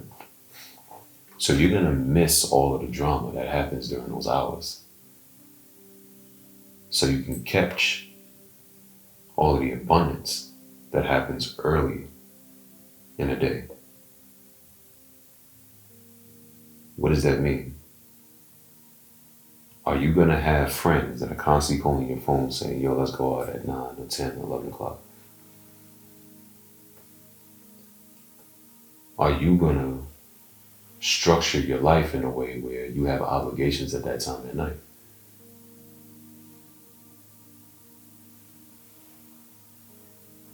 Or are you going to start doing everything in your power to make sure that you can wake up earlier in the day?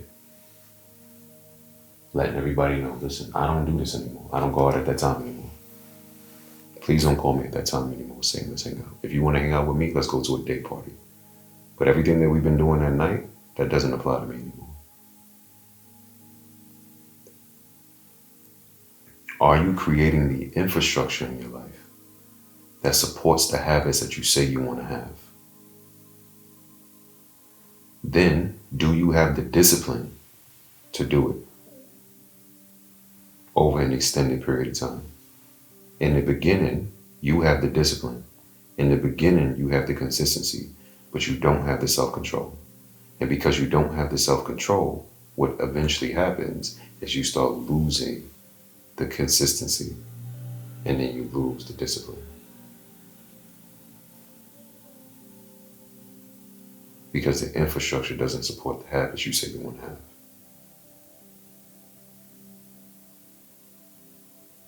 So because you have an infrastructure that's going against the habits that you say you want to have, the habits, or the habits that you're trying to have, are no longer interesting to you to do as frequently. When you do them, you do them. You do them to the best of your ability. But you no longer do them as often as they need to be done. And that's because you negotiate with yourself. You negotiate with yourself because the environment is distracting you from the actual habit that you say you want to have. The infrastructure is not there. So eventually you lose the discipline.